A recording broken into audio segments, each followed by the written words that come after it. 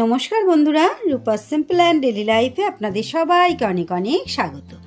আজ আমি একটা নিরামিষ মোচার ঘন্টর রেসিপি নিয়ে চলে এসেছি। নারকেল দিয়ে কি করে এই মোচার ঘন্টটি তৈরি করেছি সেটাই আপনাদের সাথে শেয়ার করছি। আশা করছি আপনাদের প্রত্যেকের ভালো লাগবে। আর ভালো লাগলে ভিডিও শেষে অবশ্যই আমাকে একটা কমেন্টের মাধ্যমে জানিয়ে যাবেন। আপনাদের কমেন্টের অপেক্ষাতেই কিন্তু আমি বসে থাকি। একটা লাইক আর একটা কমেন্ট আমাকে নতুন নতুন অনেক রকমের উৎসাহ যোগায়। তাহলে সঙ্গে থাকুন, আশা করছি প্রত্যেকের ভালো লাগবে। ও হ্যাঁ, নতুন যারা এসেছেন তাদের উদ্দেশ্যে বলছি, বন্ধুরা প্লিজ আমার চ্যানেলটা সাবস্ক্রাইব করে আমার পাশে থেকে যান। আর পুরনো বন্ধুদের অনেক অনেক আদর আর ভালোবাসা। মোচার ঘন্ট রেসিপির জন্য দেখুন বন্ধুরা, এখানে আমি একটা মাঝারি সাইজের মোচাকে ছাড়িয়ে ছোট ছোট করে কুচো করে নিয়েছি। ভালো করে পরিষ্কার করে ধুয়ে জল ঝরিয়ে নিয়েছি। আর আমি এই যে দুটো এভাবে এখনো রেখে দিয়েছি, একটু ছাড়ানোটা জাস্ট আপনাদের দেখিয়ে দেব বলে। জানি আপনারা প্রত্যেকে মোচা ছাড়াতে পারেন, তবুও কেউ যদি না পেরে থাকেন তাই জন্য একটু জাস্ট দেখিয়ে ওই দুটোকেও আমি কুচিয়ে ওর মধ্যে দিয়ে দেব। পুরো মোচাটাকেই তো যেইভাবে আমরা খুলে খুলে বের করে নিই এইরকমই একটা বেরোয়। দেখুন বন্ধুরা, এই যে একটা লম্বা যে ডাঁটি মতো থাকে, আর এই যে সাদা খোসার মতো এই অংশটা প্রত্যেক কটা এ থেকে এইভাবে বের করে নিতে হবে। এই শক্তটা আর এটা জাস্ট দেখাবো বলে এই দুটো আপনাদের সামনে আমি রেখে দিয়েছি। এটা পুরোটা ছাড়াই কোঁচাইনি। এইভাবে প্রত্যেক কটাকে ফেলে তারপরে ধরে একটু ছোট ছোট করে কুচিয়ে নিলেই কিন্তু হয়ে যাবে। হাতের মধ্যে মোচা ছাড়ানোর সময় অবশ্যই বন্ধুরা হাতে একটু নুন আর একটু হলুদের গুঁড়ো মেখে নেবেন। দেখবেন একদম সহজে কিন্তু সব যে মোচার যে কালো দাগটা হয় একটুও দাগটা থাকবে না। একটু নুন আর হলুদ একসঙ্গে মিশিয়ে নিয়ে হাতে লাগিয়ে লাগিয়ে কাটবেন। মোচার যে হরহরে ভাবটা থাকে, আঠাটা, সেটাও কিন্তু থাকবে না, মানে কাটতে অসুবিধা হবে না, হরহর করবে না, যেহেতু নুনটা থাকবে। আর নুন আর হলুদ ওইভাবে লাগিয়ে নিলে কিন্তু মোচার যে কালো কষ সেই এটাও কিন্তু কালোটাও কিন্তু হাতে বা নখে, এখন তো সবারই মানে কি বলবো সুন্দর নখ হাতে, তাই জন্য ওইভাবে যদি করে নেন তাহলে কিন্তু একটুও নখের মধ্যে বা হাতের মধ্যে কালো কোনো রকম ছোপ হবে না।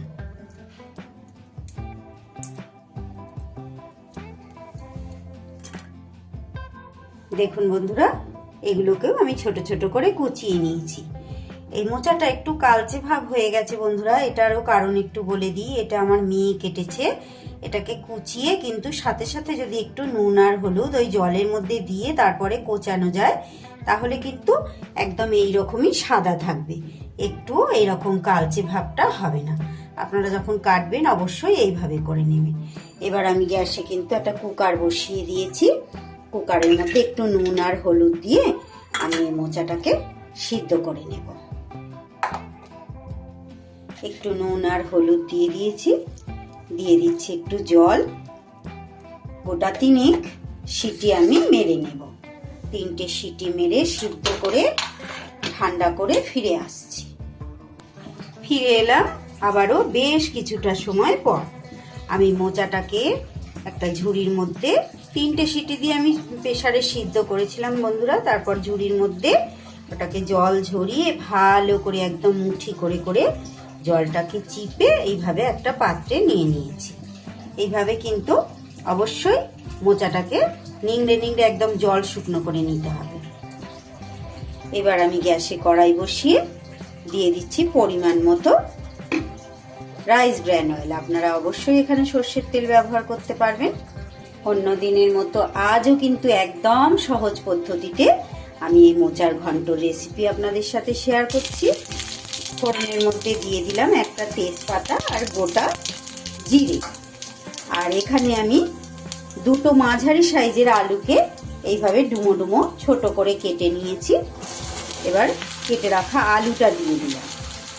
আলুটাকে আমি সুন্দর করে ভেজে নেব, তাড়াতাড়ি যাতে আলুটা ভাজা হয় তাই দিয়ে দিলাম নুন। আপনারা যদি নিরামিষ না করে মোচাটা যদি আমিষভাবে করতে চান বন্ধুরা, ধরুন পেঁয়াজ আদা রসুন মানে পেঁয়াজ রসুন দিলেন বা কোনো চিংড়ি মাছ টাছ দিলেন, সেক্ষেত্রে কিন্তু ফোড়নটা আগে না দিয়ে আগে আলুটাকে ভেজে তুলে রাখতে হবে, তারপর ফোড়ন দিয়ে মশলা কষাতে হবে। আমি যেহেতু সম্পূর্ণ নিরামিষভাবে বানাচ্ছি, তাই কিন্তু আমি সরাসরি ফোড়নের ওপরেই আলুটাকে দিয়ে দিলাম। আলুটা যখন এইভাবে লাল লাল হয়ে ভাজা হয়ে যাবে, এবার আমি একটা বড় সাইজের টমেটোকে কুচো করে রেখেছি সেটা দিয়ে দিলাম। তার উপরে দিয়ে দিচ্ছি 1 টেবিল চামচ আদা আর কাঁচা লঙ্কা বাটা। 3খানা কাঁচা লঙ্কা আমার এর মধ্যে দেওয়া আছে। ঝালটা আপনারা আপনাদের স্বাদ মতন দিয়ে দেবেন। খুব ভালো করে এবার সব কিছু একটু কষে নেব। মোচার রেসিপি বন্ধুরা আমাদের বাড়িতে প্রচণ্ড খেতে ভালোবাসে সবাই, সবাই মানে সবাই।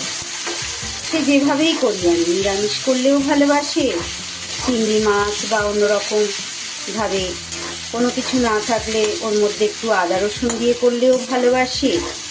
যেভাবেই করি না কেন, মোচা মানে একদম কি বলবো। আপনারা কে কে মোচা খেতে প্রচণ্ড ভালোবাসেন অবশ্যই আমাকে কমেন্টের মাধ্যমে জানাবেন। এবার আমি কিছু গুঁড়ো মশলা এতে দিয়ে দিচ্ছি। যেহেতু কাঁচা লঙ্কা ব্যবহার করেছি, তাই কালারের জন্য একটু কাশ্মীরি লঙ্কার গুঁড়ো, হলুদ গুঁড়ো আর 1 চা চামচ ধনে গুঁড়ো, 1 চা চামচ জিরে গুঁড়ো এটা দিয়ে দিলাম। মশলাটা যাতে পোড়া না লেগে যায়, তাই আমি মশলার বাটি ধোয়া একটু জল দিয়ে দিলাম এর মধ্যে। খুব ভালোভাবে তাহলে কষাতে সুবিধা হবে। মশলাটা থেকে এবার আস্তে আস্তে কিন্তু আমার তেলটা ছেড়ে দিচ্ছে। নিরামিষ মশলা যেহেতু খুব বেশি সময় লাগে না কষাতে। এবার আমি দিয়ে দেব এর ওপরে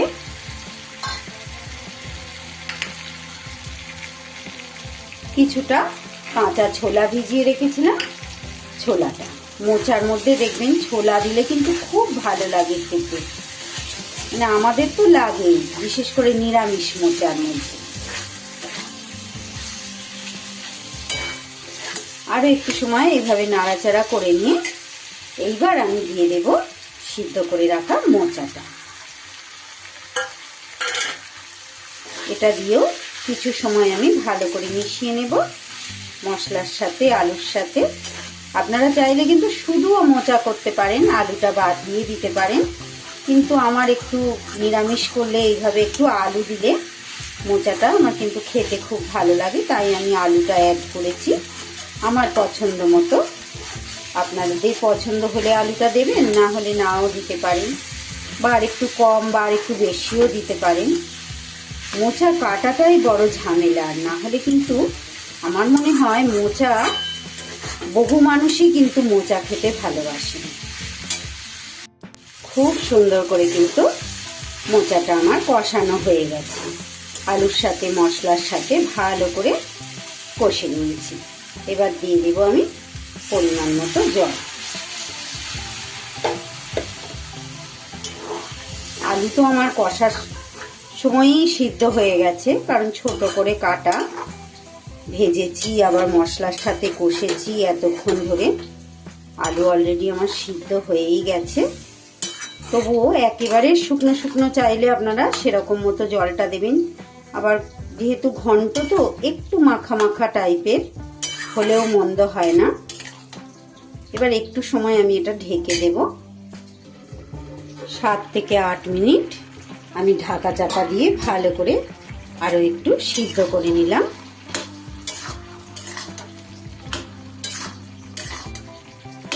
আলু আমার সুন্দরভাবে সিদ্ধ হয়ে গেছে। ছোট ছোট আলু ও তো ভাজার সময় সিদ্ধ হয়েই গেছে। এবার এটাকে আমি একটা পাত্রে ঢেলে নেব। মোচাটাকে আমি এখানে ঢেলে নিয়েছি। নিয়ে এইবার আমি আবারও কড়াইটাকে পরিষ্কার করে গ্যাসে বসিয়ে দিয়েছি। আবারও অল্প একটু তেল দিয়ে দিলাম। আমি তেলের মধ্যে দিয়ে দিচ্ছি একটা শুকনো লঙ্কা ফোড়ন, এরপর দিয়ে দেব আমি কুড়িয়ে রাখা কিছুটা নারকেল।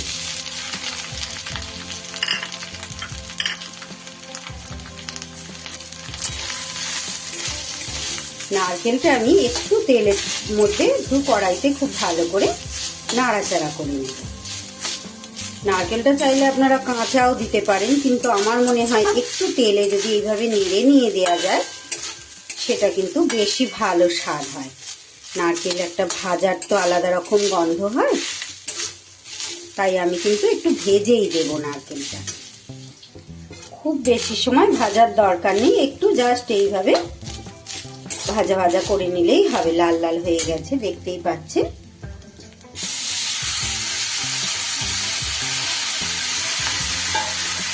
এর উপরে কিন্তু আমি মোচাটা ঢেলে দিলাম। সব কিছু কিন্তু আমি সুন্দরভাবে মিশিয়ে দিয়েছি। এবার দিয়ে দিচ্ছি আমি গুঁড়ো গরম মশলা, দিয়ে দিচ্ছি একটু চিনি। যেহেতু নিরামিষ রেসিপি, তার মধ্যে আবার মোচা, সামান্য একটু চিনি না দিলে কিন্তু একদমই ভালো লাগবে না। এটা আপনারা চাইলে, ইচ্ছে না হলে আপনাদের নাও দিতে পারেন। আর দিয়ে দেব আমি ঘন্ট রেসিপি, একটু কি ঘি না দিলে ভালো লাগবে বন্ধুরা? দিয়ে দিলাম 1 চামচ ঘি। এবার আবারও সবকিছু ভালো করে মিশিয়ে দেব। মোচার ঘন্ট কিন্তু আমার রেডি হয়ে গেছে। মিনিট 2 ভালো করে এইভাবে নাড়াচাড়া করে নিলেই কিন্তু হয়ে গেল। ভীষণ লোভনীয় একটা রেসিপি। আপনাদের কাছে যদি নারকেলটা অ্যাভেলেবেল না থাকে, তাহলে সেক্ষেত্রে নারকেলটা আর দেওয়ার দরকার নেই। তাহলে ওই প্রথমেই আপনারা ঘি, গরম মশলা, মিষ্টি দিয়ে নামিয়ে নিতে পারবেন। আর নারকেল অ্যাভেলেবেল থাকলে এইভাবে নারকেল দিয়ে করবেন, খুব ভালো লাগে। তাহলে আমার আজকের রেসিপি কেমন লাগলো বন্ধুরা? আশা করছি ভালো লাগলো। এতটা সময় আমার সঙ্গে থাকার জন্য আপনাদের অনেক অনেক ধন্যবাদ। তাহলে আজকের রেসিপি আমি এখানেই শেষ করছি, মোচার ঘন্ট নারকেল দিয়ে। আপনারা সবাই খুব ভালো থাকুন, সুস্থ থাকুন। আবার ফিরে আসছি আগামী দিন অন্য কোনো রেসিপি বা ব্লগের সাথে। আজ আসি বন্ধু, টাটা।